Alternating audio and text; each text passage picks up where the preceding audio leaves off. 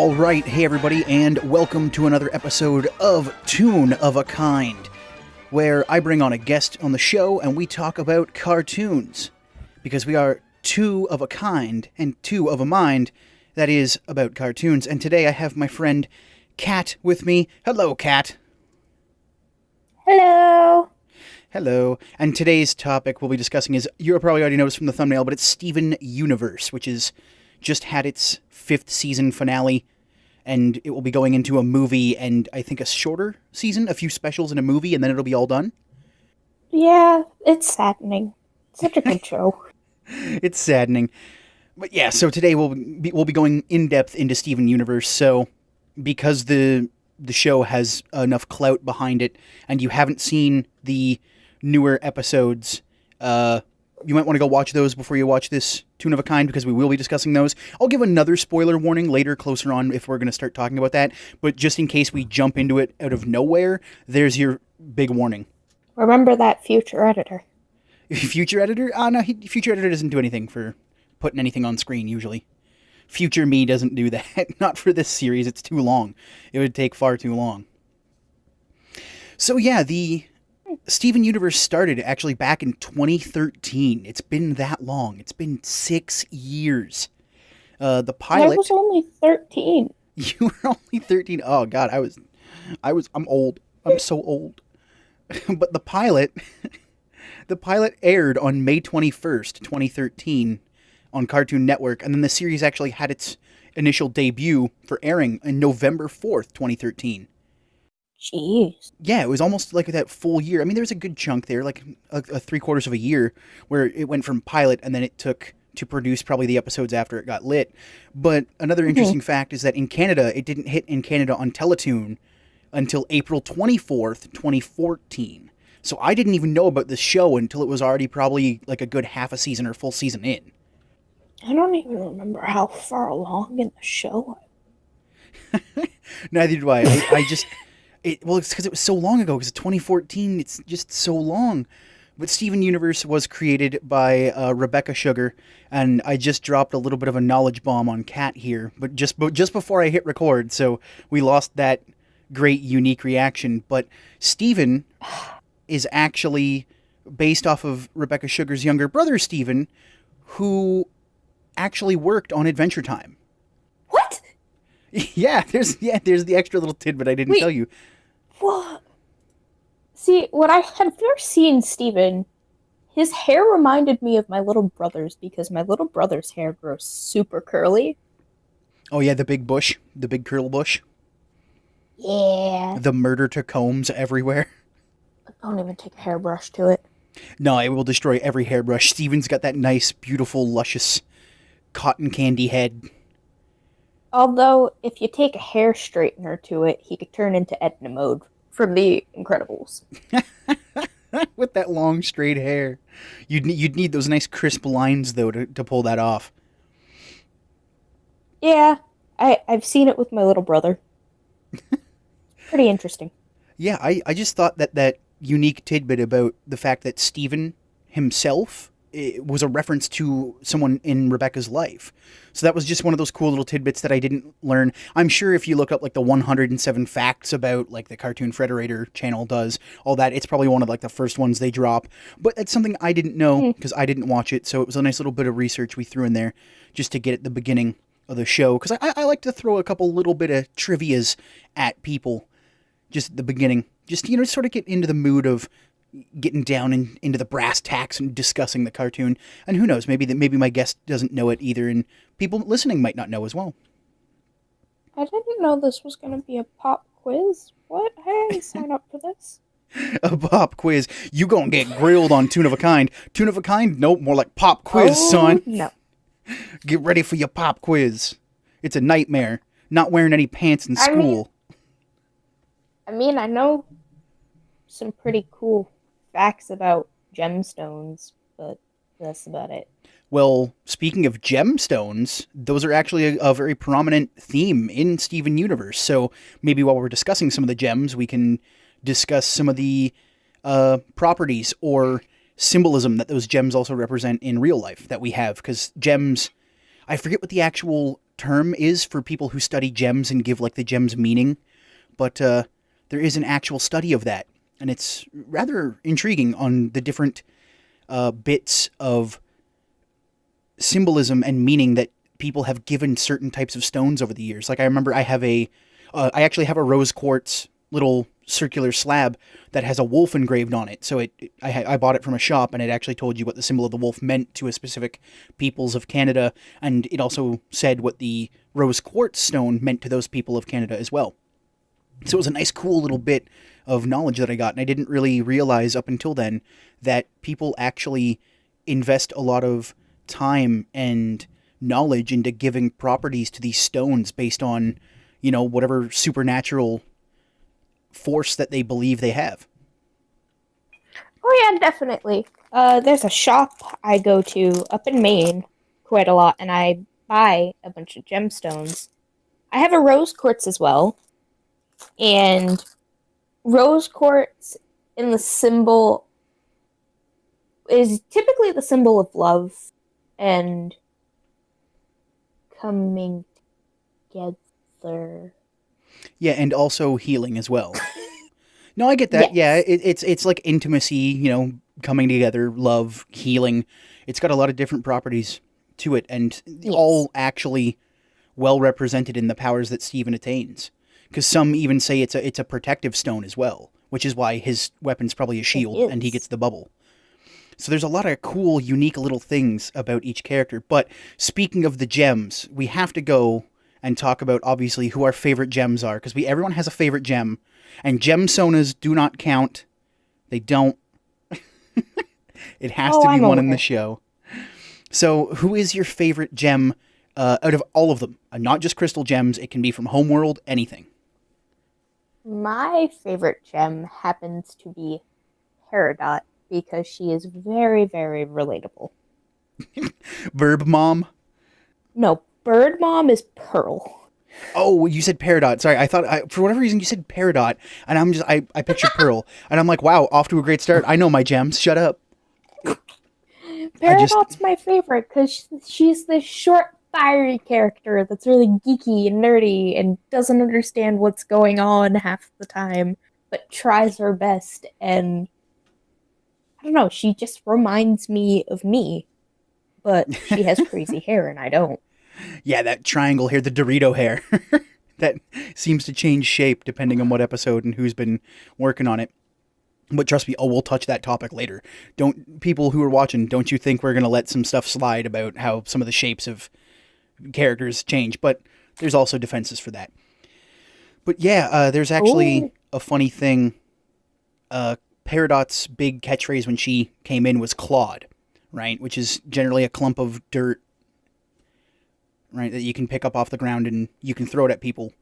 That's what young chillins like me used to do, pick up clods of dirt and throw it at each other. And I used to call people clods back when I was a child, only because I was told I couldn't say bad words. And I asked my dad what another word for shit was. And so he told me clod was a good one to use, which I guess a clod could also be a clump of poop mixed in with dirt. So I called people clods when I was a young kid. I mean, when the show aired, if I was getting picked on, I may or may not have thrown clumps of dirt at other kids and called them clods. I mean, so I was just super happy that the show brought back a word that I was like, I love that word. I love calling people clods. It's great. I love it. That's like part of my childhood bringing back. But yeah, Peridot was one of those unique characters. Oh, that's going to probably come up on the podcast. My computer just made a big noise. Stop it, computer. I don't care. But yeah, Peridot was definitely one of the more unique characters that when it was first introduced from Homeworld, because she was just there doing a job at first, and you didn't know. Like, you thought she was that tall because she had the limb enhancers at the time, and you thought she could have, like, these weird detached, like, hover fingers, and it was so alien compared to what the gems that we know on Earth were. And so she was just, like, this great kind of introduction to the gems on Earth are just vastly different than the ones from Homeworld in many different ways. And that was kind of like our first taste of that. Oh, yeah. I was gonna say, you drinking or eating something? I took a sip of my drink and then something weird erupted out of my mouth, and I don't know what happened. I'm gonna have to find that and edit that out now. And all they'll hear is me being like, were you drinking or eating something? So it's gonna be great. It's gonna be wonderful. People are gonna be confused, and I love it. So yeah, my favorite gem for the longest time, and I think it still is my favorite gem, but it's amethyst. Just because I love the color purple. She eats. No, it's not because she eats, because she also eats like weird garbage food, so no. That's gross. But it's because amethyst has always been one of my favorite stones, and purple's always been my favorite color. And there was just something about her overall demeanor, character, right? That she was kind of the short one, the young one, and like the youngest of three siblings, which is very close to me. I am the youngest of three siblings, three brothers. And so I also loved her whip, her like amethyst whip weapon. I always thought whip weapons are always cool to me. Like I love Simon Belmont, he's got a whip weapon. I love any character that uses a whip weapon. Indiana Jones, they're all so cool. And the fact that she was Wonder Woman, no, she's got a lasso. Oh. Yeah, no, she might have had a whip way back in the day. I don't know if she had a whip way back in the day, but I know she had a lasso way back in the day. And still does today. The lasso of truth. Catwoman has a whip. Yes, Catwoman does have a whip. I knew that one. Yeah. But another reason I loved Amethyst was because she was the one who was so liberal with changing her form. She would just be like, oh, I need to become huge. All right, I'll become the Puma, right? Her wrestling persona. With Tiger Millionaire. I'm gonna be an owl. Yeah, I'm gonna be an owl. Oh yeah, that was one of the earlier seasons where she just like turns into an owl and pieces out off the camera view. It was great. I mean, she also did it in the season finale. That's true. That's true, but we'll talk more about the season finale in a little bit. But yeah, so Amethyst just with that kind of like free spirit and, you know, just kind of doing whatever she wants and being liberal with her powers, which is kind of, I guess, a way to show that they can change form and they don't necessarily have a static physical being. Because I think what Garnet and Pearl had told Steven was that their physical forms are actually made up of light that is emitted from their gem or like, you know, refracts from their gem. So if they ever get, you know, poofed into their gem, they can always reform later and sometimes their forms will change. Which, was Amethyst the first to get her costume change or was that Pearl? I'm not 100% sure. I think it might have been Pearl. I want to say it was Pearl. I think it might have been Pearl, but one of the biggest, like, noticeable changes was Amethyst's when her outfit changed. Yes. Right? After the whole debacle with the kindergarten and everything. So that was just your kind of big secondary or even first big glimpse at the fact that once they get, you know, poofed into their gem, that they can come back and they can even rechange their form. And that's also, once again, even more enhanced in the season finale for fifth season. When they all have another change. But I'm going to stop talking about... change was amazing. Yeah. I mean, we'll talk about that later, because I want to talk about Peridot, because, oh boy, Peridot taking my sunglasses. What is she doing? But yeah. Peridot did it first. No, I did. Don't even at me. Don't even at me. I did it first. No. The gems are one big part of Steven Universe, obviously because Steven is half human, half gem, or more so one of the other. It's hard to tell sometimes. But there's also the townies that we have interact with all the gems and sometimes take over an episode or two, which understandably gets some people a little upset. Because some of the episodes for the townies were not so great. Yeah. I still thought it was nice for the story. Yeah, I mean, I loved some of the townie episodes. They were great. Like some of the ones that focused on Buck and his friends when Steven was trying to, you know, get in with them and have more human friends. Those were Yeah, great characters. Like you saw those characters actually develop over the course, and Sour Cream. I love Sour Cream. He's so cool. I like Lars. Lars. Oh man, Lars and Sadie. That's a good couple of characters right there. But Yeah. yeah, it's. I don't want to shit on Ronaldo so bad, but Ronaldo's episodes that focused more on him than him being a part of them, I just I can't groove with Ronaldo. I can't. I would rather watch his Nope. little brother. I know the feeling. I mean, because I know there's a lot of people out there who are like, I actually like Ronaldo, and that's fine. I'm not saying he's a bad character. I'm just saying for me, Ronaldo did not vibe. Like, I loved his, like, Sneeple when he was a secondary character. He was like, they're the Sneeple, the snake people. And he had all these weird conspiracy theories, and he was just so very wrong about everything. But I kind of felt like he didn't need to be the spotlight. He could have, been relegated to being a tertiary character and just popping around every once in a while. I mean, there was the good reveal when him and Lars went into that one house because the one gem was taking it over and making it a haunted house. That was a really cool use of a gem, actually. How the energy of the gem manifested in the house and took upon all the negative emotional energy. That was awesome. That was a good way to bring like a supernatural element into the show, Oh yeah. but also explain it in universe.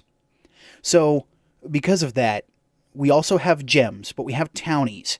So, who is your favorite townie out of everybody in Beach City?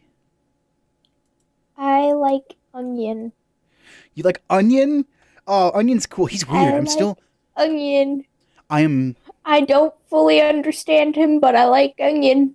I was just about to say, I am still 100% convinced that Onion is the ultimate evil. He's going to be the thing they have to destroy in the movie. 100%. No, I'll put money he's down. Cute. He can't be evil. He's cute. There are plenty of cute evil things. What are you talking about? Remember? No. Yeah, remember the Giggle Pies from Fairly Odd Parents?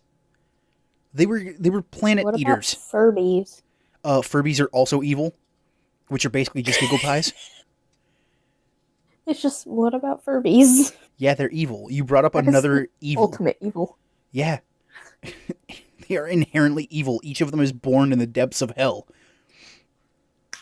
I have Furby. We all have. I mean, Furbies, I think, were like the brand new toy when I was young. Like, real young. And those were everywhere. And I'm like, I hate Furbies.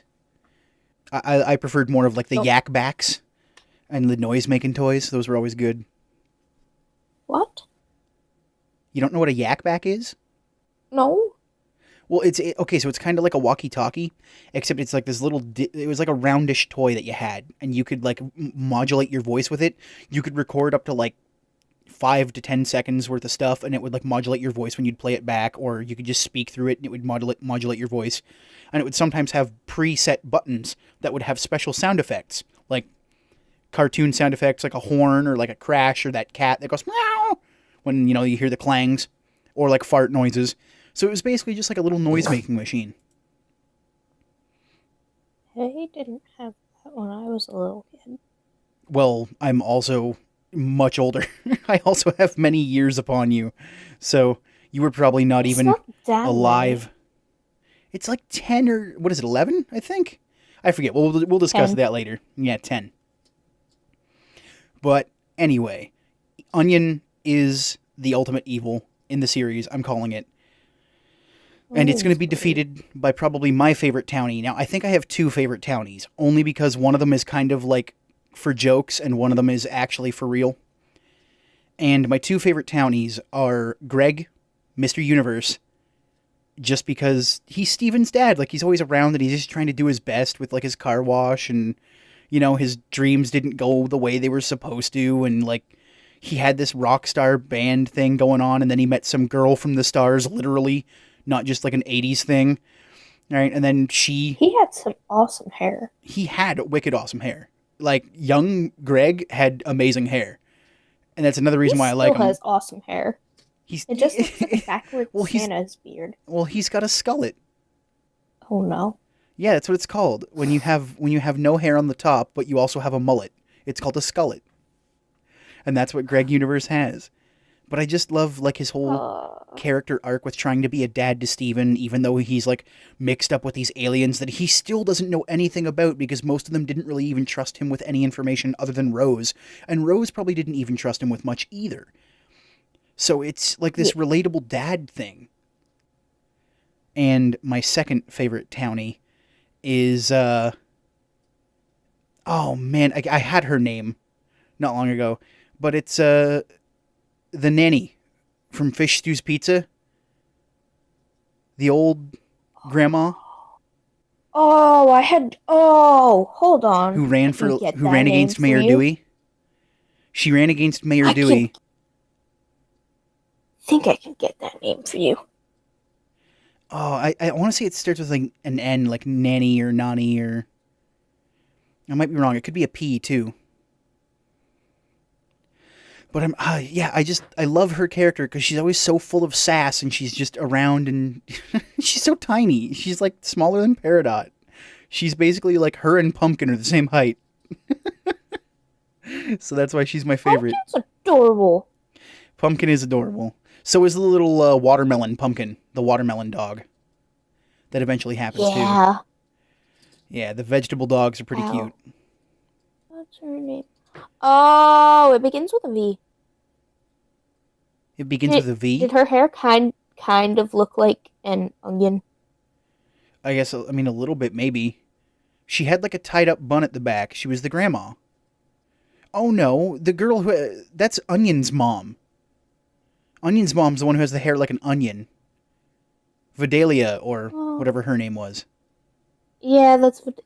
Who is this woman? She's the grandma. She ran against Mayor Dewey. She's the tiny little grandma to. Oh man, I can't. I'm so terrible with all the townie names. But she's the tiny little grandma to. Well, she's technically Fish Stew's mom. Well, I have to actually look this up now for myself. Let's check it out. I'm looking. I got this. Having no faith in me. No, I'm gonna have it. It's gonna be great. Nanafua. Her name is Nanafua Pizza. I found it in 3 seconds. All you had to do was put in Nanny Steven Universe, and her name is Nanafua, and she's just that tiny little grandma to Fish Stew Pizza, and I love her so much. I have the wiki open and I scrolled past her. I didn't even need to open up a single link. I just Googled it, and she had her own page name. She's so tiny, I scrolled past her. I think that's why I wanted to call her Nanny Fua, or Nanny Pua, but I knew that was wrong. But her name is Nanafuna, or Nanafua. And she's one of my favorite townies, alongside with Greg. And I think it's just fun, because her whole rise to power came from the fact that they were upset that all the gem stuff was happening, and Mayor Dewey wasn't doing a dang thing about it. Because he couldn't, really. Yeah. Mayor Dewey, literally, besides his van was awesome, by the way, but, besides that, he couldn't do anything. He was pretty much powerless in this very small town of Beach City. I want to compulsively squeeze her hair bun to see what happens. She would probably slap you with, like, a wooden spoon, because that's how hardcore she is. Wouldn't be the first time. Nope. If you have a Nana, or a Nana, or a, Nona, that's it. I was going to say, or a Nona, you're going to get hit with a spoon at least one point. And it's going to be wooden, and it's probably going to break. And then she's going to blame you for breaking the spoon, and then tell you to buy a new one. And then beat you with another spoon. Yeah, and then when you buy her a new spoon, she'll beat you with that one, just to make sure it doesn't break. So yeah, I mean, the townies in the first few seasons, at least in the first season, the townies didn't really have much of a presence. It was very much gem focused, like Monster of the Week episodes. Yeah. And I think that's why I fell in love with the show. Wow, spoiler warning for everybody who's just coming into this podcast 30 minutes in and hasn't seen the first Toon of a Kind. But if you haven't seen the first Toon of a Kind, go watch it. It's about Hilda on Netflix. It's amazing. Please go watch it. I have a wonderful guest on there as well.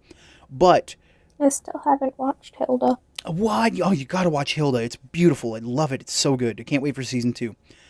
However, we're talking about Steven Universe today, and Steven Universe used to be about this Monster of the Week kind of theme for a while, right? For a little while. And that's why I fell in love with it, because I love Monster of the Week shows. I'm not going to regurgitate what I said in the first, Toon of a Kind, but I'm just going to go into it a little bit.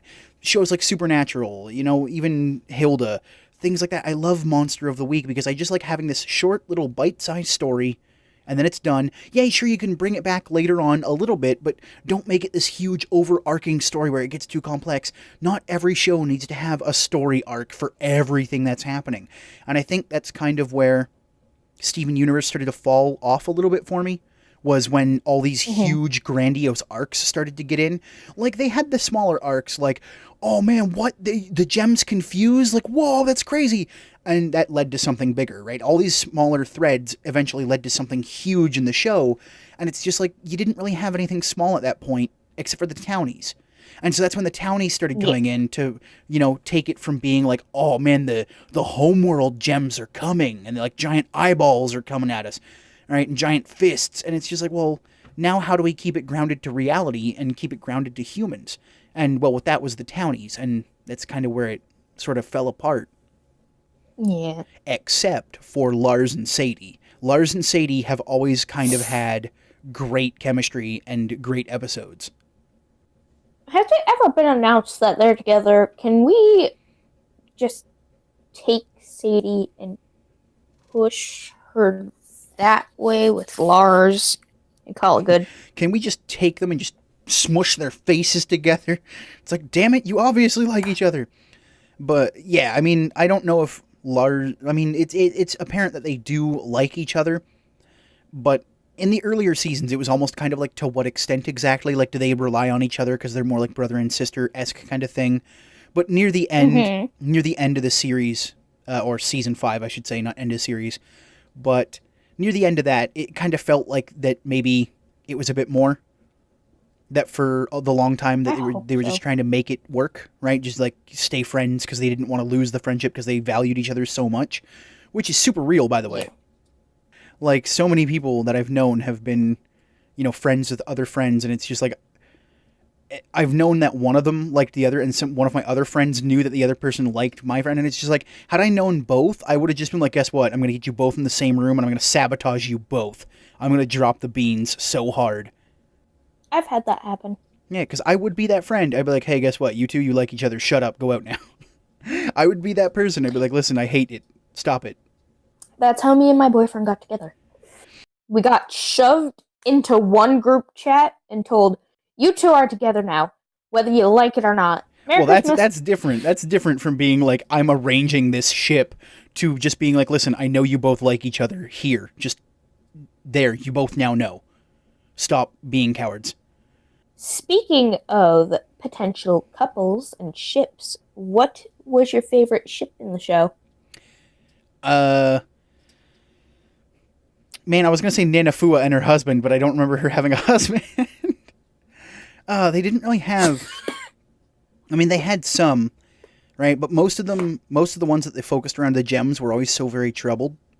Like, even if I want to say Greg and Rose, it was still a very, like, once you get to see more of the episodes, like, even, like, Tape for Steven and, like, Story for Steven and some of those other ones, you kind of realize that even, it was very shallow, even still. Like, Rose kept things so very shallow, even because she didn't quite understand the whole human emotion.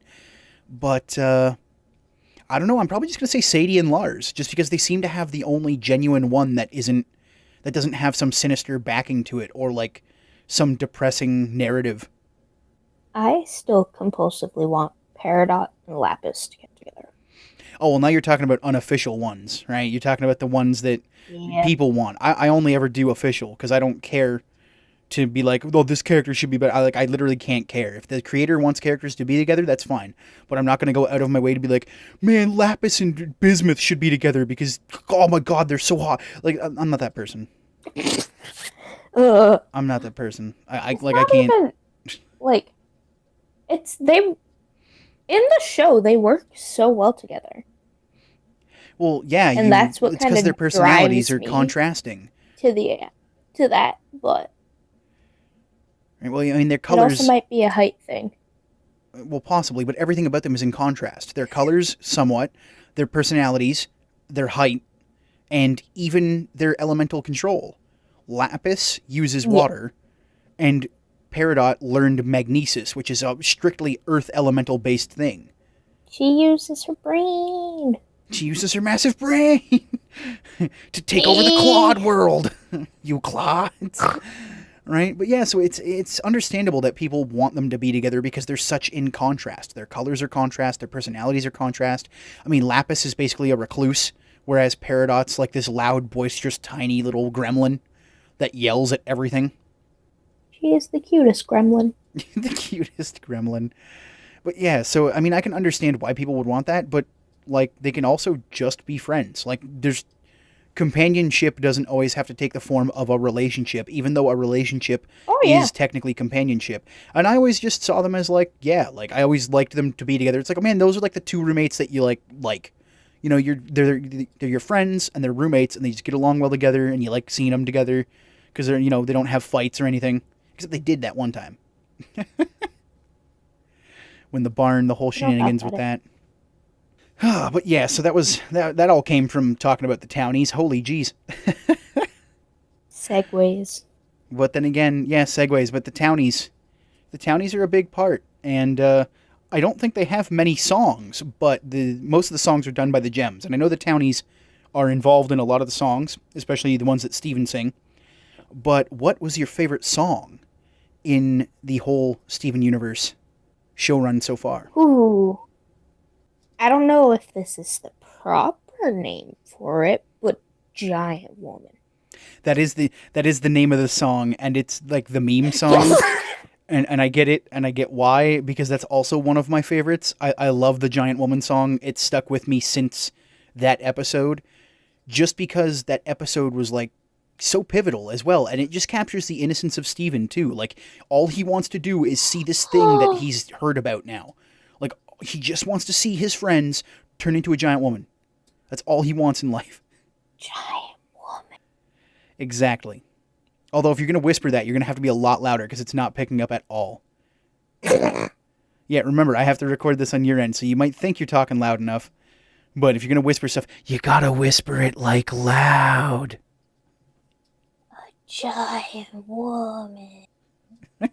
Still barely even registering on my end. Like, not even picking up. I'm tiny, okay? Yeah, well, guess what? Peridot's loud, so you have no excuse. Channel your inner Peridot. Yeah, but she's all nasally. Claudes? Nah, that's more Liam. Never mind, that's more... Well, I just took a sip of my drink and an ice shard hit me in the back of the throat.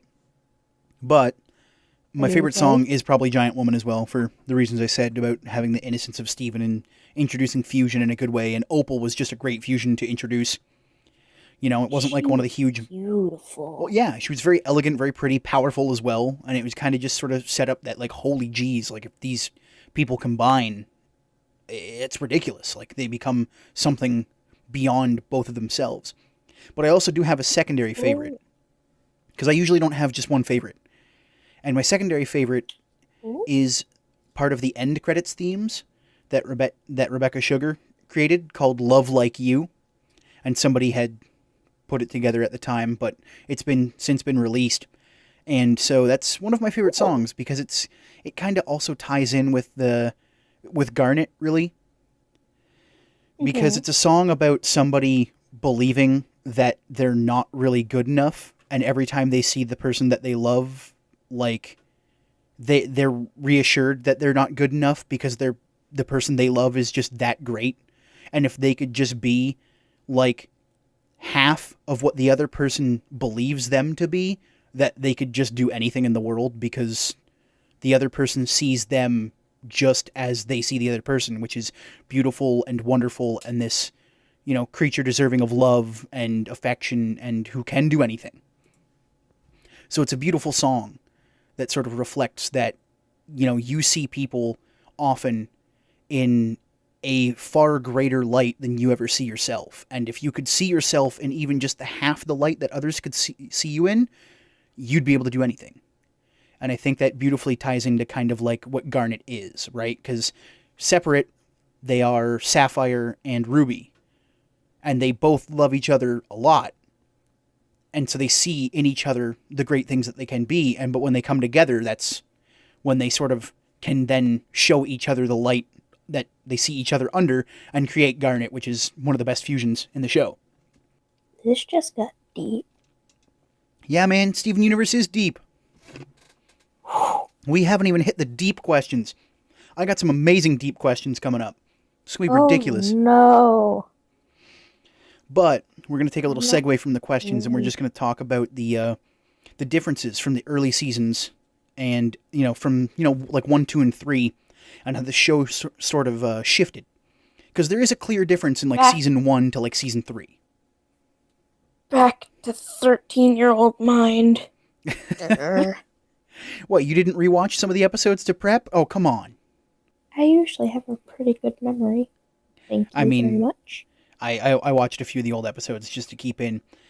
But I mentioned earlier that we were going to talk about it, and so we're going to talk about it. Because from even up into the 5th season, some of the character people were like, oh man, they're always going off model, and the character models are different. Like, look at Steven here, and like Steven and Connie here, and look at them in this episode, how they're like chibi-fied in some areas, and... Yeah, I remember the change in Connie pretty well, because she went from having her long, beautiful hair and her glasses to short hair, no glasses, and more of a tomboyish style. Yeah, that was in her kind of rebellious phase, right? When she was starting to hang out with Steven a bit more and realize that there's other things to the world than just what her mom says. Which is good, because every child will have the rebellious phase. So it's good to note that. But I was more talking about how even, like, Peridot's hair shape and, like, hair length, like, changed. Like, she went from having this gigantic Dorito to having no Dorito to having a huger Dorito. Like, the Dorito changed so bad. Like, it became just, like, a regular Dorito, and then it went, like, Doritos 3D, and then it went back to regular Dorito. Oh, I remember that. Every time I'd see her hair, I'd have to look at it again to make sure it actually changed, and it wasn't just my mind playing tricks on me. I didn't even notice it, to be honest. I mean, because I wasn't really paying attention. If I look, I can see it, but if I'm just watching the show to enjoy the show, I won't notice it. But the show does get a lot of heat for that, and I can understand why people would be upset, because they want characters to be perfect and flush and on model. But, like, on model doesn't necessarily mean that, because sometimes, even in Adventure Time, they had specific artistic episodes done by different artists to bring, like, this weird new, fresh take to Adventure Time. And I know that's kind of not what happened. Minecraft episode. Yeah, exactly, right? Or, like, that weird episode where everything was done in, like, a creepy artistic style. Like, nothing there was technically on model. Like, it was all warped and skewed. But... I think we just have to remember that sometimes if an artist wants to, take a show in a little bit of an artistic direction, as long as the characters still remain truthful to what they look like, it's fine. I can agree with that statement. Right? Like, so what, they were chibi for an episode or two. Maybe they had a different artist on that they needed to pull in on that one. And it's fine if they go chibi for a bit. I mean, even that one episode where it's basically like a dream or something that Steven has, where they had to fight Ringo, and, like, Garnet and everybody was, like, different characters inside of his dream or whatnot. Like, that was different. That was, like, a whole different tone for the show. And it's fine to do that. It's okay to go about that. But the bigger tonal shift in the show for me was when it became from Steven and the Crystal Gems trying to fight off, whatever rogue gems there were on Beach City or on the planet. And it started to get the creep out into being like, this is a universal threat kind of thing, like Homeworld will come to invade. That's when I noticed the tonal shift from Monster of the Week to, oh, well, we've got to be more like Adventure Time. Yeah. Right? And that there was that clear click for me where it was like, oh, so they're going to go for the Adventure Time big deal, right? Which is, oh, there's going to be these huge overarching story plot lines, and if you don't pay attention, you might miss something, and then, ha ha ha, funny jokes. You're going to miss out. Yeah. So yeah, I mean, that's... I can get why they would want to do that. I mean, if you have a story, like every creator of a show has a story they want to tell.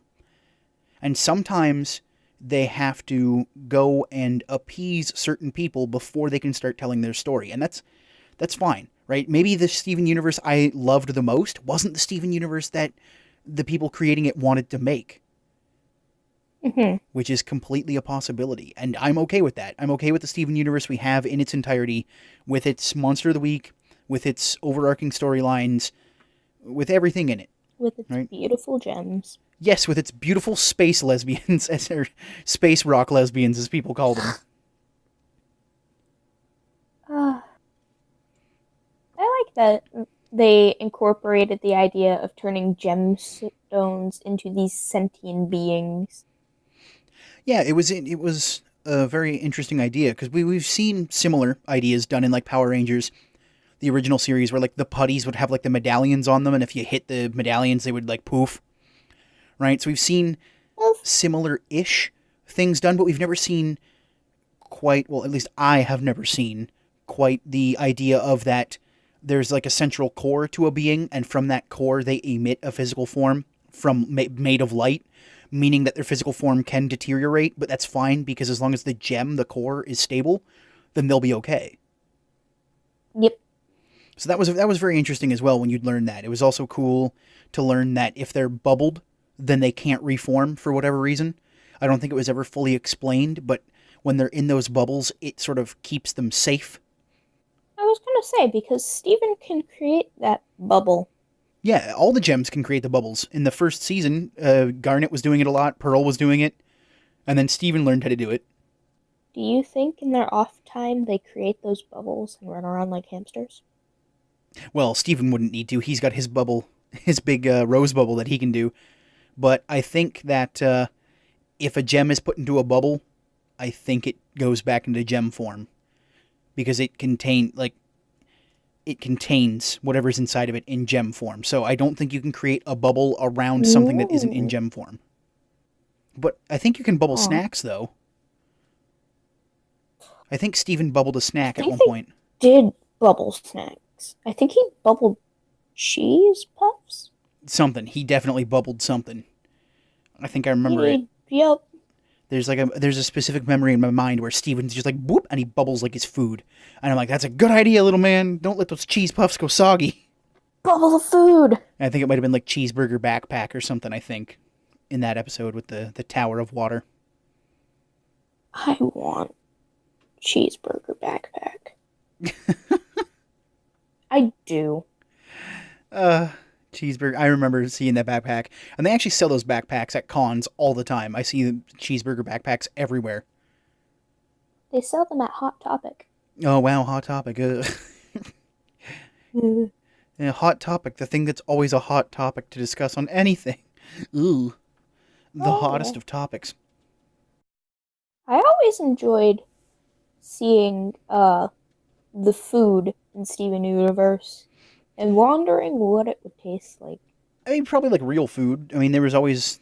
I mean, the bits were probably just like really overly done French fries.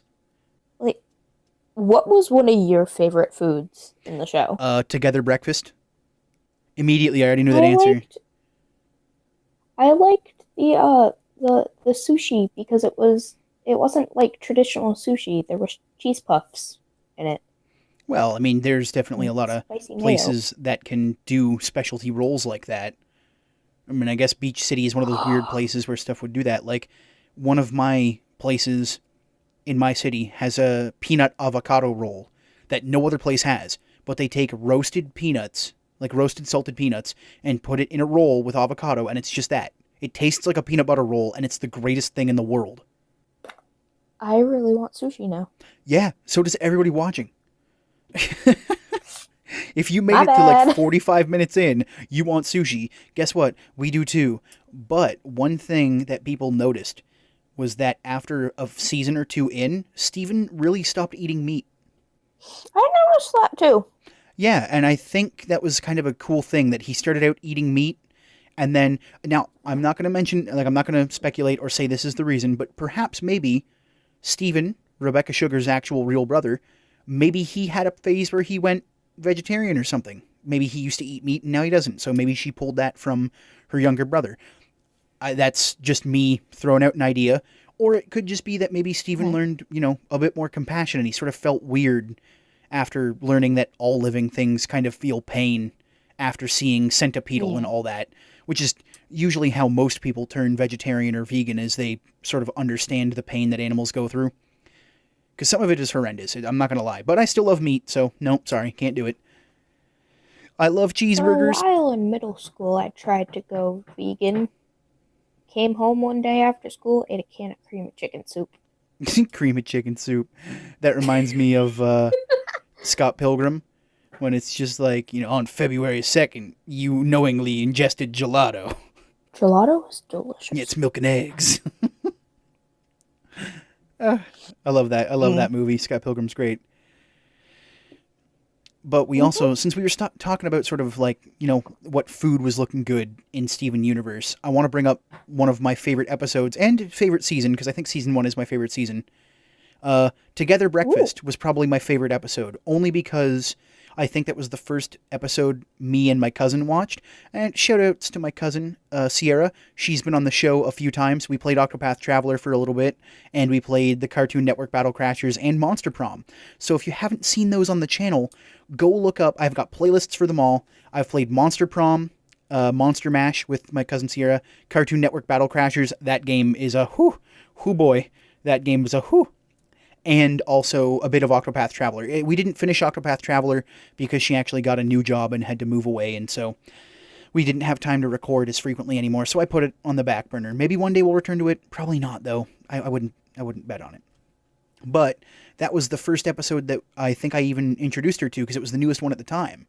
And so it was the one where Steven's going through the whole, like, gem trials kind of thing with the breakfast, and he's running through, and he flips the pancakes upside down, and he catches them again, and he's like, skills! So that's one of my favorite episodes of the show, and my cousin actually did buy me an art print from one of the cons she was working for Together Breakfast. So it's got Steven, Garnet, Amethyst, Pearl, and they're all, Steven's holding the Together Breakfast, and it says Together Breakfast on it. Oh. So yeah, I mean, that's probably why it's my favorite episode, is because it just has that significance with me and my cousin, and it's just a good episode, right? All he wants to do is have breakfast as a family. That's literally what the episode premise is. Steven wants to have breakfast as a family. Shenanigans. Like, how innocent is that? Can we talk about Steven's shenanigans with never being able to eat his bagel sandwich? His bagel sandwich? The bagel sandwich. What episode? That's not ringing a bell, but there's a lot of... It might come to me as soon as you start talking about it. It was in 3 different episodes. It was in the episode with the crystal shrimp where he threw it yelling, bagel sandwich! Oh, yep. And then the train episode with Amethyst where the raccoon attacks him and steals his sandwich. Right, when they're doing the train hobo thing. And then there was one more, and it's not coming to me right But yeah, okay, yes, I remember. Yeah, it's that running bit of, like, whenever he gets attacked by an animal or something, there's, like, he's got to sacrifice his sandwich. Let him eat his sandwich, man! Oh, yeah, did Lion eat his sandwich? I think the lion might have eaten his sandwich. Speaking of lion, what the heck is he? Is he like an actual lion that Rose resurrected? Like, was there a dead lion? I want to know. I don't know, but he's fluffy and I want him, and his mane looks like a star. Yeah, he's fluffy and he's interdimensional, by the way. He can create wormholes. In his mane. No, he can bark wormholes, remember? But lions don't bark. Well, whatever they do, he goes, roar. Roar? What? It's more like a bark, because he goes, bah. It's a gah. It's a bah. But I like that you can, like, climb into Lion's hair, just be like, hey, I'm somewhere now. Yeah, so woo. He holds a pocket dimension in his mane, and then yet can roar out wormholes. Whatever Lion is, he's ridiculously unique and rare, and probably shouldn't be messed with. Because he's mostly always a sleepy, docile creature. If this thing ever gets angry, he'll probably destroy the universe. Because all he has to do is stick his head inside his own mane somehow, bark a dimensional wormhole, and probably cause it like a pocket, like, black hole that will engulf a singularity that will engulf all existence as we know it. Oh, no. Like, Lion is the most powerful being in Steven Universe. Don't even at me. And so you're gonna have Onion versus Lion. That's gonna be the final episode of Steven Universe. The two most powerful beings on the planet going after each other. Oh no. Lion and Onion. Oh no. But if Onion figures out he can just crawl into Lion's mane, then But that's oh when no. that's when Lion sticks his head inside of his mane, barks, and then it's all over. Roar barks. Rourks. Mickey Rourks. And that's when it happens. Right? That's when it all goes downhill. So yeah, what was one of your favorite episodes or seasons? I'd have to say I don't remember the exact name of the episode, but the introduction of Blue Diamond was probably one of my favorite episodes. Oh yeah, because wasn't she foreshadowed in one of Steven's dreams first? I believe so. But just being able to see her character design and how events have affected her was just well done. Yeah, because before, all the diamonds were seen as like these colossal giants that were like unfeeling, and all they ever did was cause destruction and everything. But then when you see Blue Diamond and hear why she's crying and why she's sad and all this, it kind of brings a little bit of humanity to them, because you realize that they also have their own feelings. They also have their own minds. They're not just autonomous. They're not just these things that are being controlled by some larger entity. Foreshadowing. I was gonna say, you want to revoke that statement? No. All sir? you do is claim foreshadowing. That's all. Right. So yeah, it definitely created that whole dysfunctional family feel, right? And it sort of captured that pretty nicely. It did. Yeah, and I mean, well, we can talk about one of the things you asked me before we started recording, which is our favorite diamonds. Which some people have speculated there might even be a different diamond coming, but I don't know. I don't know if there's going to be a fifth one. There's a chance. There is, but generally the shape of a diamond only has 4 points. What about pink diamond? Well, I'm just saying, like, the actual two-dimensional shape of a diamond only has 4 points. Well, yes. But if you go for, like, a gemstone cut diamond, that has 5? Yes. So it all depends on what they want to do with it. But in all their imagery, every time you see the diamond shape, it's always a 2D diamond, and each one has their place, with white diamond being at the top. So who knows? I don't think there's going to be a fifth diamond, but I don't know. I guess I'm not really big into yellow. The color yellow is not a big thing for me, but I kind of do overall like the design more of Blue Diamond. I fell in love with Blue Diamond. I mean, most people did, and I can understand why. She's much softer than Yellow Diamond. Yellow Diamond is very aggressive and hard and got the jagged edges, whereas Blue Diamond is softer, much more rounded, very flowy. I already said soft. But then I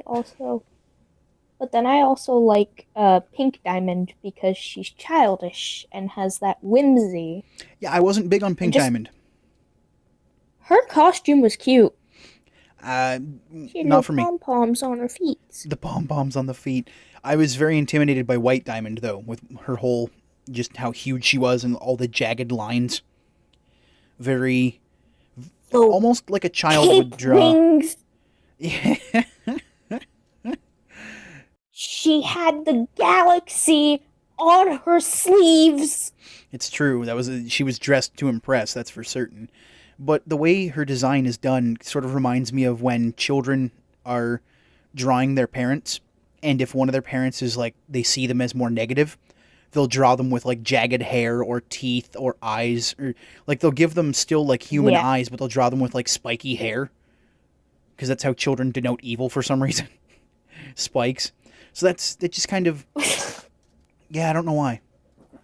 Pointy teeth, spiky hair, claws instead of fingers. That's just how, children did it. That's how I did. Apparently, when I was a child, I went to therapy, and whenever I would draw my family, I was told, I don't know if this is true, but I don't want to believe it's true because I don't know. I really don't believe anything either of my parents say about each other when I was that young, because they both like to lie about each other. So I'm not going to trust anything. But I was told. When did we get into Hold on, therapy no, and I'm just life issues? it correlates with the design of White Diamond. All right. Because I was told that I used to draw my mother with jagged, spiky hair in the teeth and like claw hands, right? Like more stick figure, like pointy fingers than anybody else. So yeah, that's kind of where I feel like that design came from, is because that's what I was told that I did when I was a kid in therapy. So if that's true, if that actually does have real world application, that's cool. How the dysfunctional, matriarch of the diamonds is also seen in that sort of fashion. I get you. And how the lower you go down the totem pole, the softer and more round everybody gets. Because you have White Diamond, who's very spiky. You have Yellow Diamond, who's a bit spiky. Then you have Blue Diamond, who's very elongated, but also still quite round. And then you have Pink Diamond, who's like all bubbly, right? A lot of round curves and edges. So the lower you get from White Diamond, the more round and soft the characters become. Yes. So I don't know. That's just something I noticed, and I thought it was cool. Ooh, pardon me, I was eating a peanut. Eating a peanut? Brought to you by salted peanuts. Brought to you by jus de pomme. That's French for apple juice.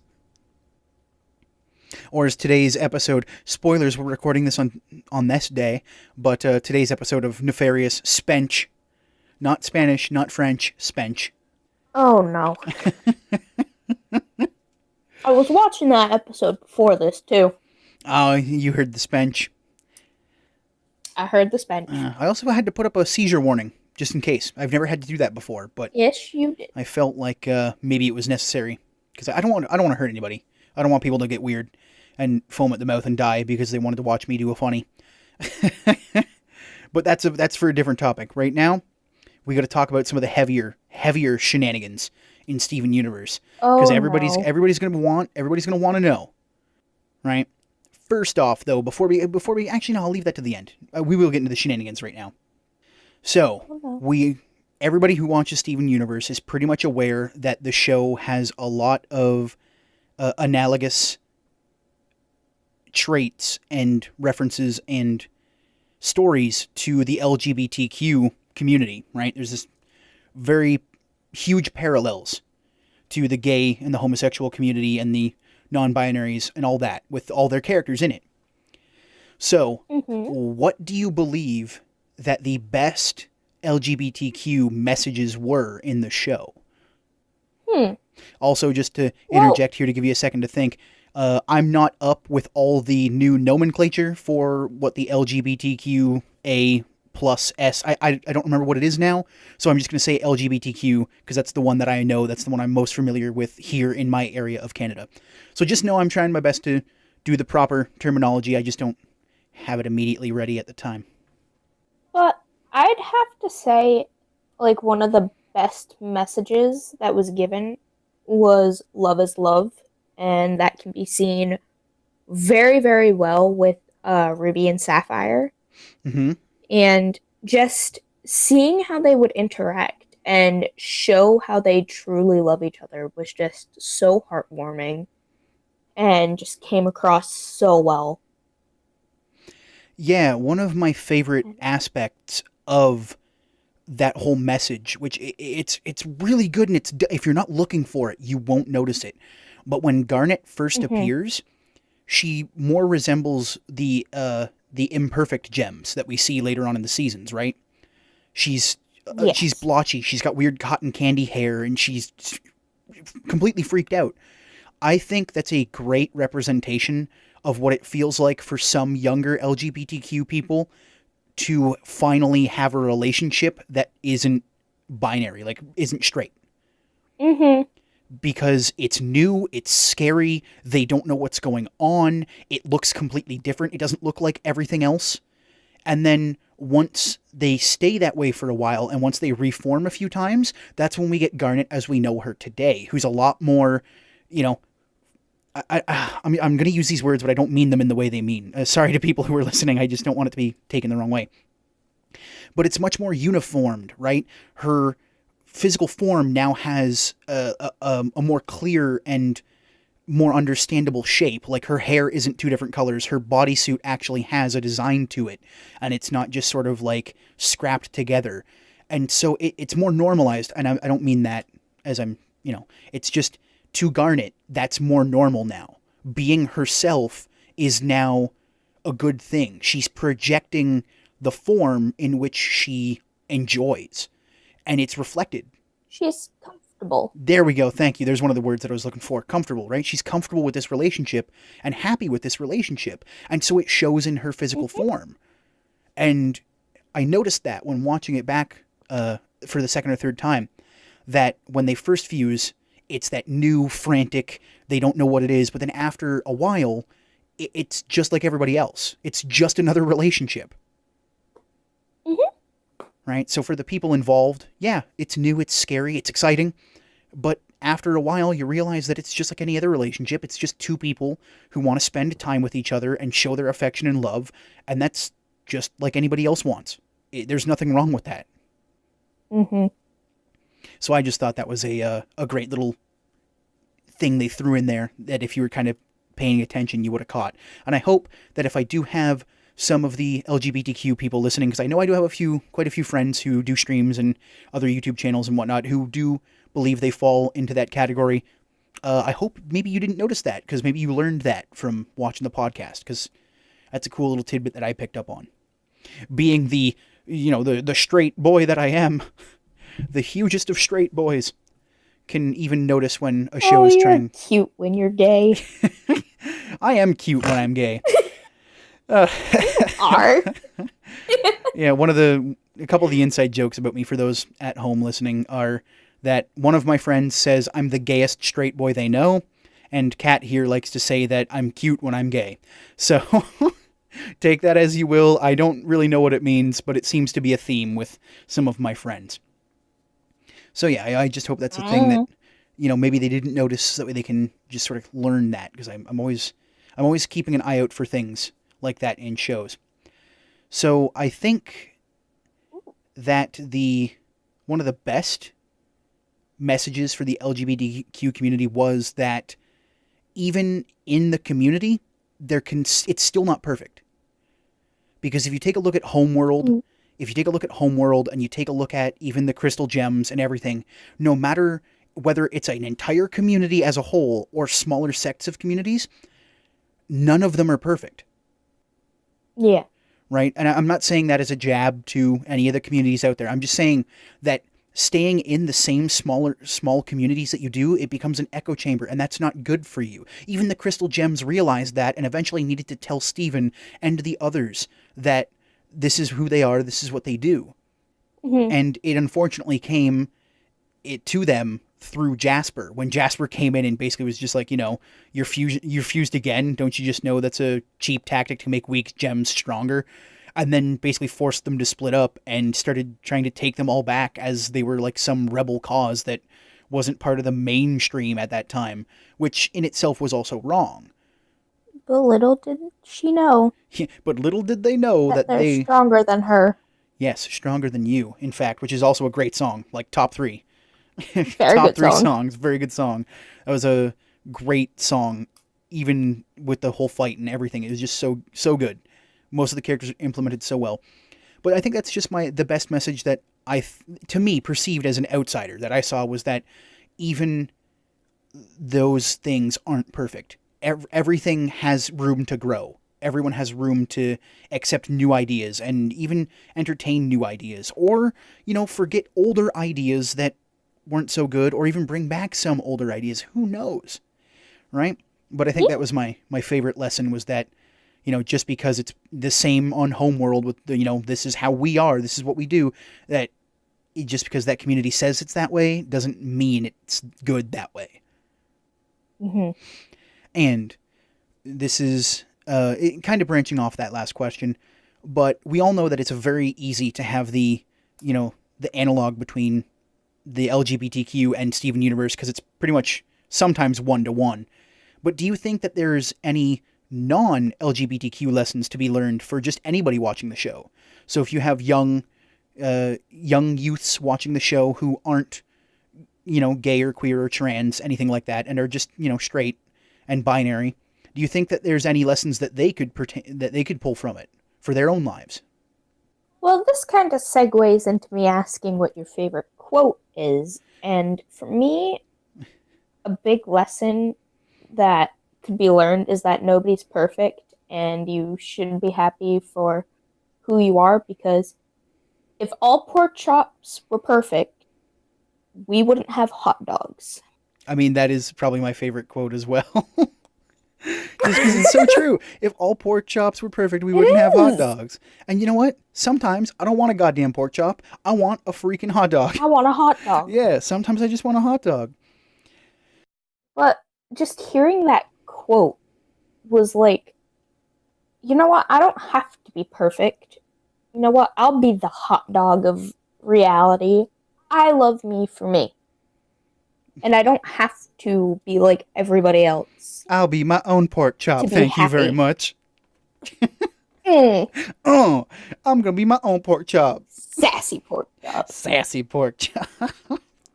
Which, by the way, sassy pork chop is a thing from Doug. The show Doug. Doug Funny. I didn't even His realize dog is pork that. chop. Sassy pork chop. I didn't even realize that. I used to watch Doug as a kid. Brought that out of left field. But yeah, I guess that is a good lesson. And I had something prepared before the show of what I thought the answer would be. And now that I'm thinking about it, I think that the best lessons that you can learn, like just as in anybody, right? As anyone, not necessarily for being the LGBTQ analogy, right? Or analog. Sorry, not analogy.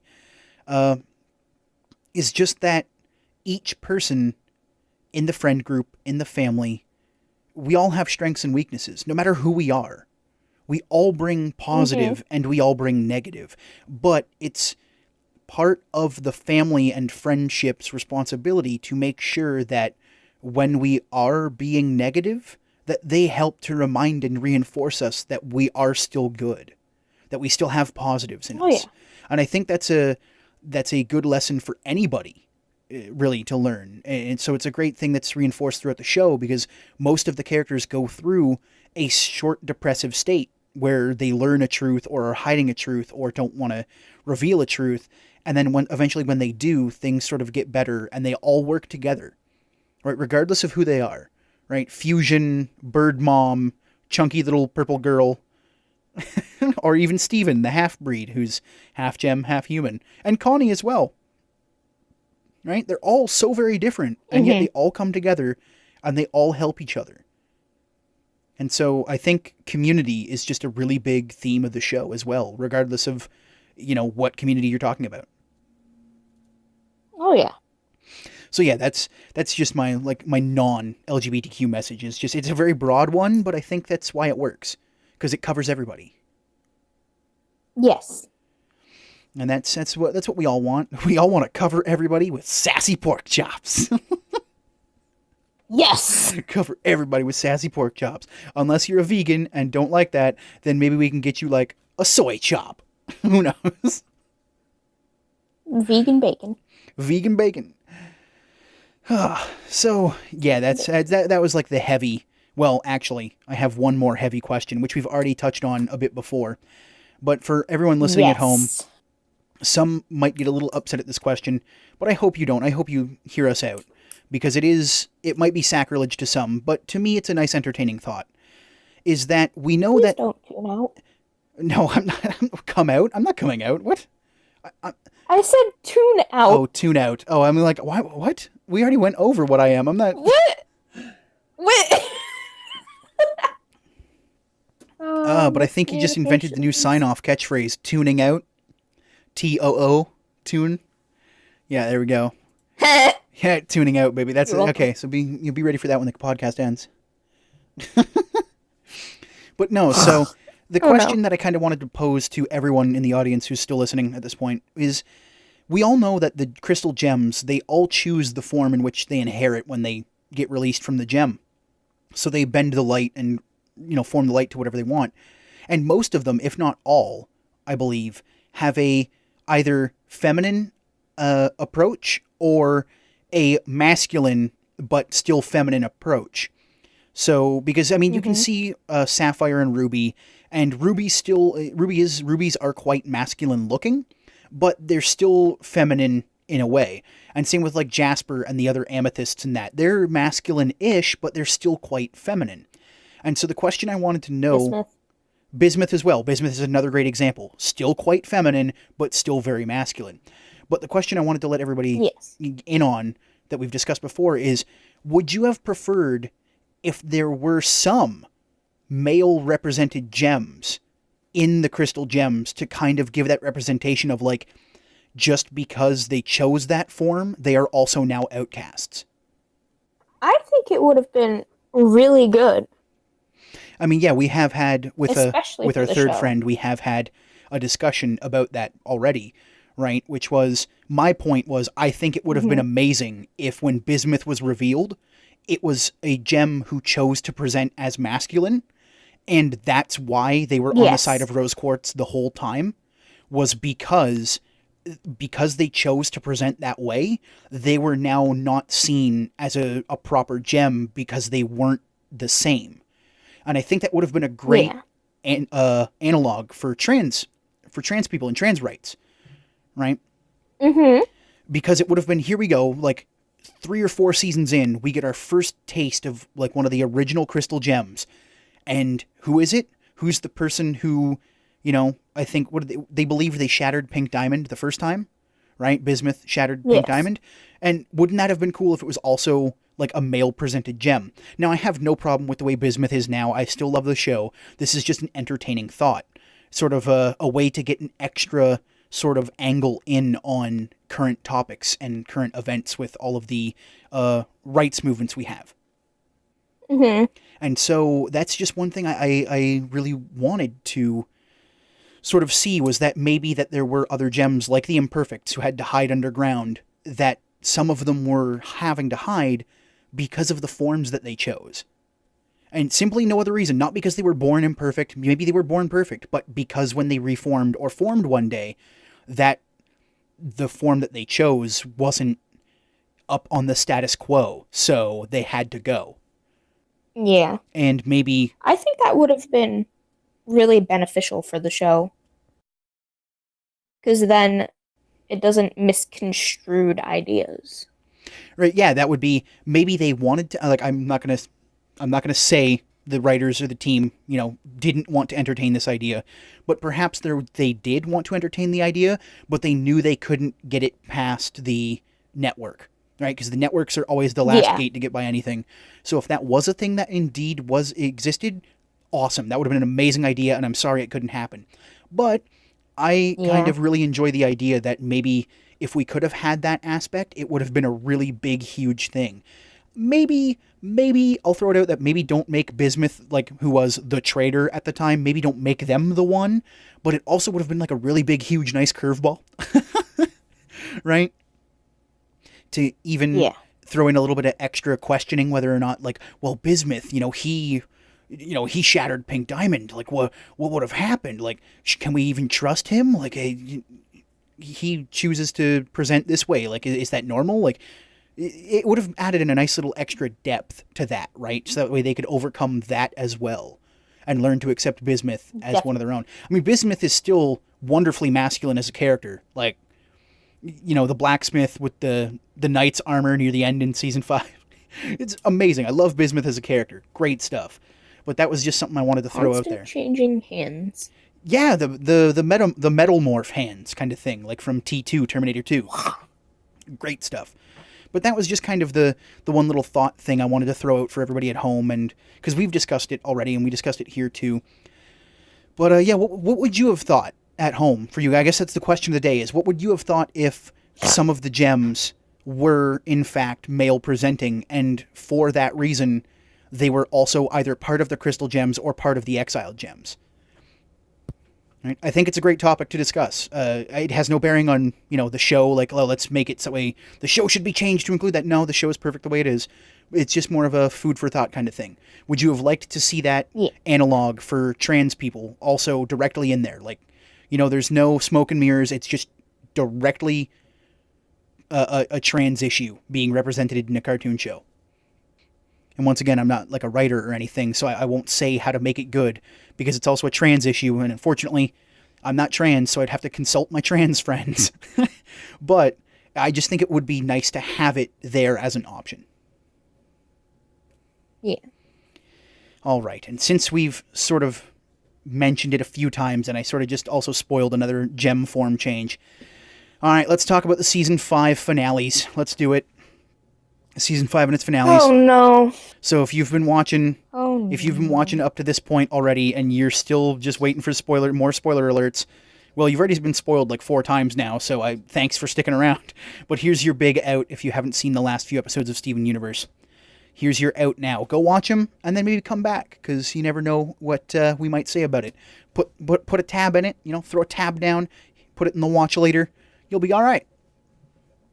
But in the season 5 last few episodes finale, we had a lot of things happen. We had some new gem forms appear.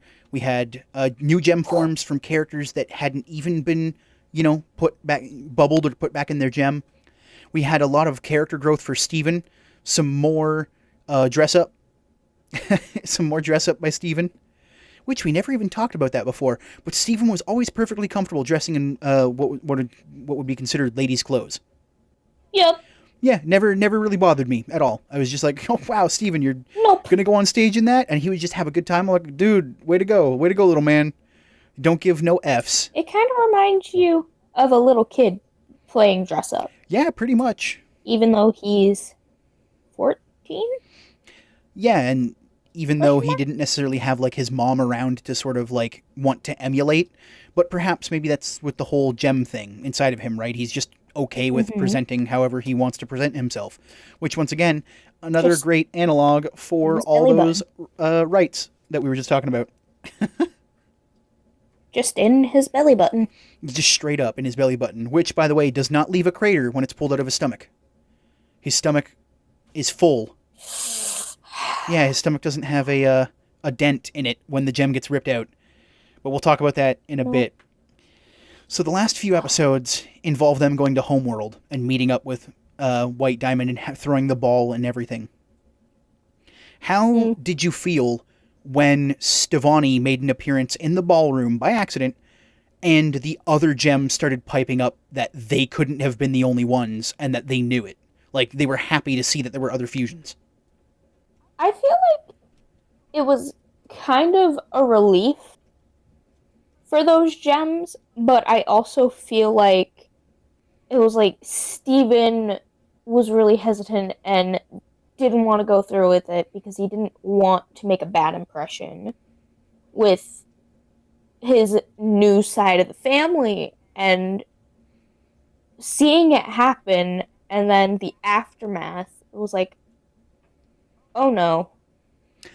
Yeah. Oh no. It is a little weird how it's kind of like its own little coming out story, and then your cousin also speaks out about how you couldn't have been the only one. Like, it very has that much like family dinner-esque kind of thing going on. Right? Yeah. But mom, like, grandma's not here yet. Right? White Diamond, grandma's not here yet. And then something happens that sort of outs you by accident, and then other people also speak up, but everybody else is still like, oh, what? And so you just have no idea what to do. And so then your parents or your aunts and your uncles like pull you out and like throw you in the other room and give you a talking to kind of deal. Yeah. Yeah. It was very parallel to that kind of thing. Like, here's family gathering. Uh-oh. Oopsie. Outed myself. Oops. But yeah, it was also just a nice heartwarming addition. Just that there were other gems immediately who spoke up and were like, I can't believe that we weren't the only ones. Because when you think about the environment that they were living in on Homeworld, it was completely oppressive, right? They weren't encouraged to do any of that. You had your place, and that was it. Nothing more. You had to be perfect, or you were poof. Yep, pretty much. Or you were cast aside because you were an imperfect, which Pad Parasha was kind of a fun character. The off-color. She was cute. Yeah, always. Wow, I predict someone's going to arrive. It's okay, they already got here. Yeah, they already got here. He's a cutie. She was cute. I think she added in a nice little bit of levity to some of those episodes she was in, because Lars had some very heavy episodes before the nearing the end of season 5, Did. being He a space did. pirate and all. He's pink now. Yeah, pink Lars. And you can go through his hair. Yeah, that's weird. He's got he technically Lars is interdimensional now too, or at least has a pocket dimension. Lars is an entranceway to a pocket dimension. Do you think if Lars burps, he can create like a wormhole? If Lars barks, he creates wormholes.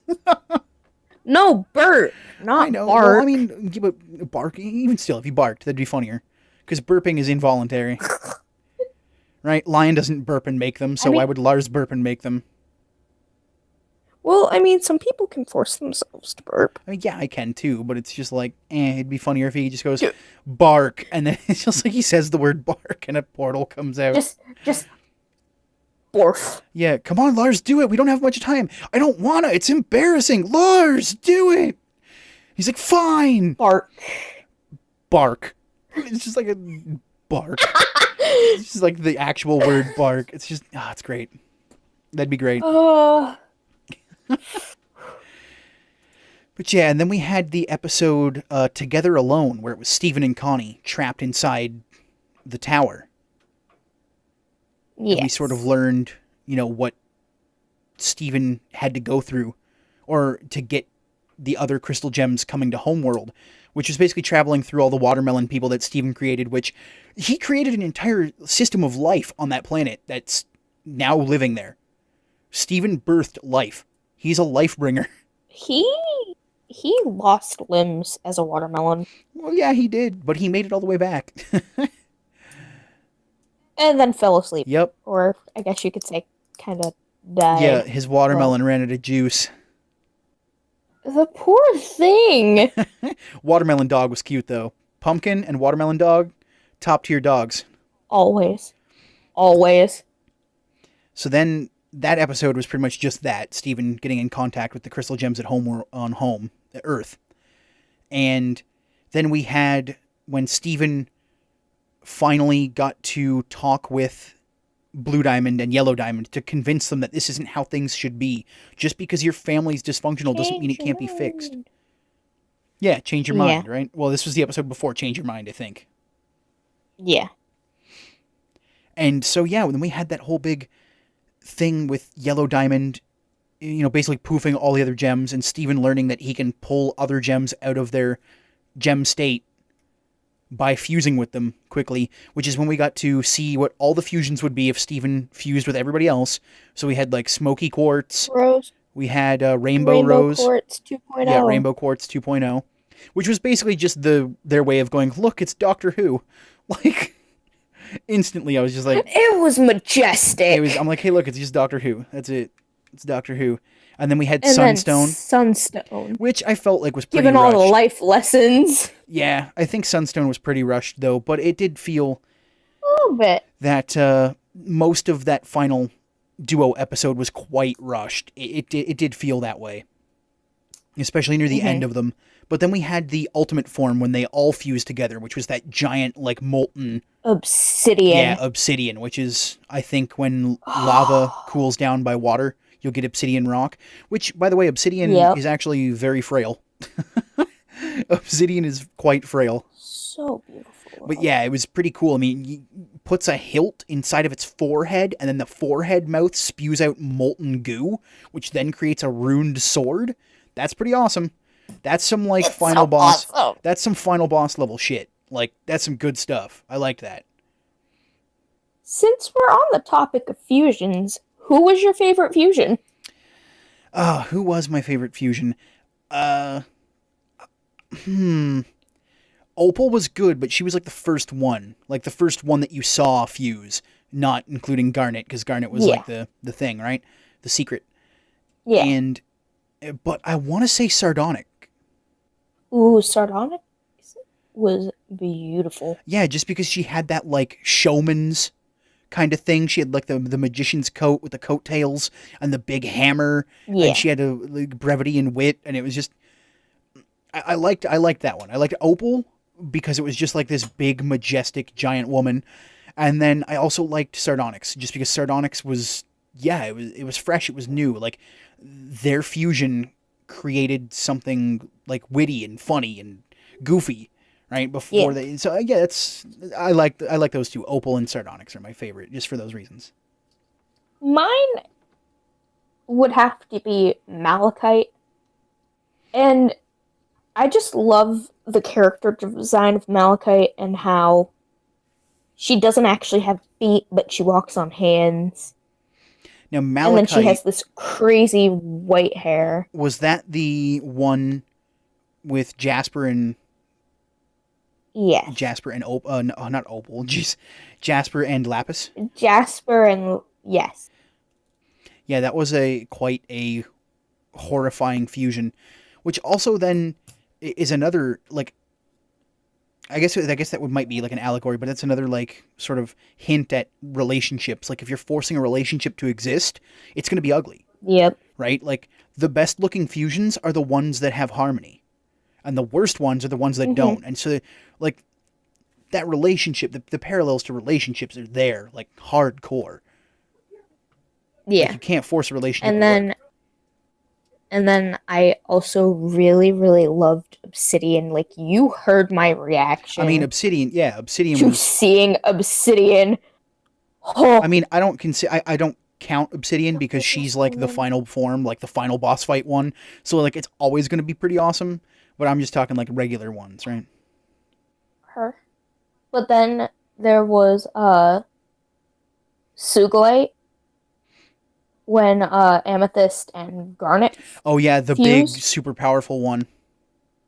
Nicki Minaj. Yeah, Nicki Minaj. Also, shout outs to the only human fusion in the show, Stevani, Yeah. which is very weird. I don't know how a human was also able to fuse, but cool. That was also cool. It was awesome. Oh, so yeah, it's just big and heavy. All this stuff is just getting heavy, and it's starting to weigh on me now about all the stuff we've been talking about. But yeah, the fusions in the show have just been great. They're always great analogies for things in life, relationships, whether they be, straight or LGBTQ, etc. And just how they use them to show that no matter what, if you force something to work, it's not going to be good. You can't force things to work. Yeah. It has to be of both's accord in order for it to be something beautiful. Everybody has to put in effort. And then we finally, after we meet Obsidian, we finally get to see the big culmination of White Diamond and what she can do.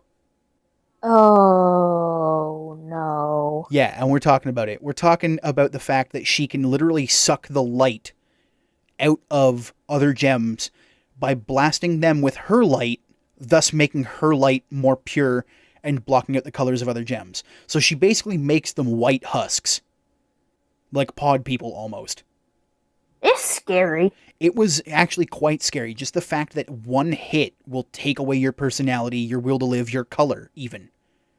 And yeah, it was scary. And even, like, Connie was there, right? They were all there. And let's talk about the cavalry who came in. Bismuth, Peridot, and Lapis. Late to the show. Yeah, late to the show, but hey, they still work. Bismuth coming in with that knight's armor, that was freaking sweet. I liked Bismuth in that knight's armor. And then Lapis with the baggy pants, the different pants and the belt. That was also pretty cute. Yeah. And then, of course, we have our little gremlin, Peridot, surfing in on that metal disc, the trash On a can trash lid. can lid. Yeah, on a trash can lid. And stole my glasses. She had the pointy glasses. Not liking that. Not taking it. Oh. My least favorite moment in the show was watching White Diamond suck the color from the crystal gems. That hurt me. Yeah, and also the crystal gems also got all new looks as well when Steven popped them out of their fusion. They all got new stuff. And Pearl actually had Pearl and Garnet had the two most visibly different ones. Garnet got glasses that are now 3 directional spikes instead of just the 2 ones. She's now got one up in the middle. And Pearl got a jacket reminiscent to that one episode when she went out on the town and met that one girl who kind of looked like Rose. Yeah. So I think that's really cool how that one interaction with Pearl and that human, it meant so much to Pearl that she kind of adapted herself to it a little bit. She took it to heart. Yeah. And so she kept the jacket. I thought that was really cute. I thought that was a great moment in the show when Pearl kept the jacket and made it a part of her her not fusion, but her form. There we go. Oh, the season finale messed me up. I almost cried. I almost made you cry. Yes, you almost witnessed that. It was Yeah. bad. Should we talk about the elephant in the room? What elephant in the room? Oh, Stephen. Oh, you mean that part of the episode? I mean, Oh, we were gonna get Stephen. that. We were gonna get to that. Don't worry, because we still haven't finished about what happens with White Diamond. So, Steven has his gem forcibly removed from his stomach, and from that, Oh, Stephen. the gem, which is Pink Diamond, reforms into Steven, and it is Steven. It's no one but Steven. And He's pink. yeah, except he's pink, right? It's the gem form. Even when White Diamond addresses it as Pink Diamond, he just goes and freaks out and yells, "It's Steven!" And like it gets dark, like it gets scary. Right? That part of Steven is scary. It's all powerful. It's all of his powers that he has. And then it cuts back to Steven, and he looks like pale. He looks sickly. He needs that gem inside of him, and I don't know whether it's because he was dying or because he's just so used to having that power and a part of him has now been ripped out that, you know, maybe he's used to having like a second voice in his head or something else there, like a power in him. But he looked sickly. He looked, yeah, like on death's door without this gem in him. Oh, it And hurt so- so bad. And yeah, and when they came back together and they did the little twirly dance and they came together and they were Steven once more, even though they were always both Steven. Once they became full Steven again, that's when everything sort of came into realization that Pink Diamond is dead. Pink Diamond and Rose are dead. They don't exist anymore. They gave up their selves to be Steven and create something better, and that was probably one of my favorite moments in the TV show. Yeah, it was a great moment. Was just right? You saw at not to that mention point. Steven didn't die. Yeah, Steven, thank you. I mean, Steven Universe would have ended right there. If it died, it would have just been the Crystal Gems at that point. Oh, Yeah, Steven Universe? No, tune in next season when we're rebranding as the Crystal Gems. Or Lars of the Stars. Spin-off. that would be awesome. Yeah, Just to see what Lars did Just all one throughout season. All we need is one space season. during that time. one season of Lars of the Stars. Please. Please. Netflix original. Get on it, Netflix. Original. I'll do it. I'll watch it. I'll binge that shit one night. So yeah, and Me too. you know, when Steven reformed and everybody sort of saw that, yeah, it doesn't matter. Like, Pink Diamond is gone, Rose Quartz is gone, the only thing left is Steven. It kind of shows you that even though everybody in their life before then knew them as something else, that person's gone. But the memories and things you have of that person still exist. Right? Like Steven is now Steven. But the way, and you even see it with Blue Diamond when she chooses to refer to Steven as Steven, right? Instead of Pink Diamond. Or Rose, because they sometimes, but it was almost always Pink Diamond. But when that sort of came to and they sort of realized that, yeah, the diamond it's not Pink Diamond anymore. It's been changed. It now is Steven.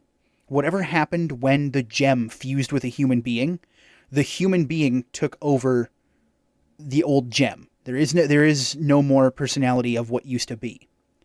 And so I think that was another one of the heavy trans rights moments in the show, was that, because the whole like dead naming thing and all that. Right? That's a term I don't appreciate with the dead naming. I get why they use it, but it's not a term I appreciate. I appreciate the sentiment behind it, but it's just something about using that phrase. It's just like, man, that's harsh. It's harsh, but I get it. It's necessary to communicate the feelings and whatnot, so it's cool. I'm an outsider. My opinion doesn't matter. But it also happens when it's just like, they all see and they all start to come together and realize that, yeah, this is a whole new being. This person is anew. We can still have the memories of them and love them as we once did, but things will have to change. Mm-hmm. Yeah, and Steven learns that as well, is that what he did when he was someone he wasn't still applies. Your actions will still apply no matter how you change. What you did before and what you did after you are the person you are now, they exist forever. Yep. And so I think everybody in this altercation between Gem and Diamond, I think they learned that. I think they learned that just because something was doesn't mean it is still, and something that is now doesn't mean that it can't be what it was. There has to be there has to be that middle ground. And I think that was another one of the lovely messages in there for everyone, really. I mean, mostly the LGBTQ, but I think for everybody, yeah, it was just mostly a good message of things will change. No matter what in life, change is constant. Change is the only thing you can rely on. Yeah. And it really comes down to how you accept that change. Mm-hmm. So yeah, that was just my big take from the whole Steven Fusion bit. Right? I mean, it could be wrong. There's probably way deeper things you could get into if you have the proper perspectives. But just from me, that's what I pulled from the once I watched it. Just from your friendly neighborhood monster. Just from your friendly neighborhood monster who used to eat babies. What? What? What? Did you have a least favorite character? Yeah, Ronaldo. Oh, yeah. I absolutely despised Aquamarine. Oh, the little... Are you dad? Are you my dad? The little fairy baby thing. Little baby hands. Baby hand? No. I would still rather have Aquamarine than Ronaldo. 100% every day. I hated her so much. I don't know why. I don't know if it was her voice or what it was about her. I just, And with that, we have pretty much the end of the season. The only thing left was the very rushed aftermath of White Diamond learning to try and accept things. And going back to Earth to cure all of the gems. Which we actually got to see Centipedal back in her original form without being corrupted. Yeah! So that was cute. That was a nice little reunion. I hope we get to see Centipedal become part of the group. And, talk. Oh, I hope so. And have a part. But that whole ending sequence from Steven making his plea to fusing to them going back to Earth, it was very rushed. There needed to be another episode in there somewhere. Another episode needed to be had. And it kind of left me with a sour point in my mouth, because it's like, yeah, I get it. Cool, you made your case, but there's still so much more to do before everything becomes okay. It's not a happy ending. There was something missing. I don't know what it was, but there was definitely, it felt like something was missing. Maybe there will be a plot twist. Maybe, but once again, that still doesn't fix the fact that there's a plot hole. Ugh. Right? There's still a hole where it's just like, yeah, okay, I get you went from making your plea and now you're back at home fixing everything, but why? There should be an altercation in between there where White Diamond starts to accept but does not want to go back. There needs to be that turning moment, right? I'd have to say, the biggest plot twist to me was finding out that Rose was actually Pink Diamond and Pearl was the one who shattered her. I didn't expect that. Yeah, I think the Pearl shattering was a big thing. I kind of called Rose being Pink Diamond, though. Just because the way the shape of Steven's gem, it looked like a diamond from the top. Yeah. And the fact that Pink Diamond apparently died on Earth, and then all of a sudden the crystal gems the crystal gems killed her, but there was never really any picture of Rose and Pink fighting whenever you saw anything. Nope. Right? It was only ever just Rose on any of the artistic shots they would do. Mm-hmm. So, and Rose's powers, I don't know, Rose always just sort of gave off that thing of she's more than than I think she is kind of thing. So that wasn't a huge spoiler for me, right? Garnet being a fusion, though, I was like, oh, wow, that makes sense, because that's why she had 2 gems. Yeah. It didn't click to me when I saw, Opal. But it clicked later on. But yeah, the Pearl shattering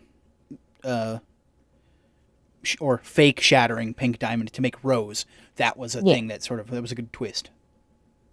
Here's something you're gonna love talking about. Yay. Favorite and least favorite monster from the show. Favorite and least favorite monster. Awesome. Oh, let's see. My favorite monster from the show. Ooh, big one. It's also been so long since I've seen all the episodes from season 1. So it's going to be like, what? Yeah. I think overall, from the most recent one, my favorite monster was the core from the Earth. Mhm. What's it called? All the gem shards together in the middle of the Earth that create the giant hand that battles the other hand and then gives a thumbs up. Oh, I don't know. I don't remember the name of it. The cluster. There we go. Yeah, so I liked the cluster. I also liked the centipedals. Those were cool. And They were cute. yeah, they were cute. The centipedals were pretty cute. They were also pretty early on. And I think my least favorite monster was probably those starfish ones that just bored through the thing. It was like, okay. My favorite would have to be the seed bears. The seed bears? You mean those big corrupted gem ones? Yeah, they kind of look like these weird worm things with a circle in the middle of. Oh, water bears? Yeah! Yeah, water bears. They're cute. They're actually real. They look like that in real life. Yeah, water bears are horrifying in real life. Like, if those things were the size of a real bear, I would be terrified for my life every day. I wouldn't drink water. And then I didn't really like the crystal shrimp. The giant eyeball was kind of too. Yeah. But it wasn't a monster. It was kind of like a thing, right? But, like, if I could buy a chibi kawaii water bear stuffed animal, I'm pretty sure you can, but not of the crystal gem version. No! Yeah. I could make mine. I would have a little centipedal. I'd have a centipedal. Those are cute. The little artist in me is just like, after you draw dragons, you're doing Steven Universe. After you draw the Dargans, we're going to Steven Darganverse. That's where everybody's a gem Dargan Sona. And there's so many great characters to Steven Universe too, so I'll be active for months during Steven Universe. A ton of it. But with that, I think unless you have any more questions, because I know we both had a couple questions that we wrote down before the show. I got all 12 answered. Wonderful, because I was going to say, I think we're just about done too, because we're almost coming up at the 2-hour mark, and I want to make sure this is definitely under 2 hours. Oh, jeez. Yeah, time goes fast when you're recording these podcasts, especially when you're talking about some cool stuff. Yeah. So yeah, this will be all for this episode of Toon of a Kind. Thank you once again, Kat, for joining me on this episode. It was lovely to have you on the show, and thank you for having me. I had fun. I had fun too. It was great stuff.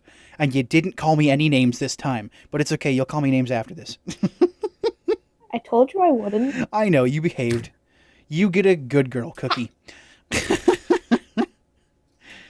So where can people find you on the internet? I am on Instagram at Kat_Vanity18 and on Twitter at, oh no, I don't know my Twitter handle.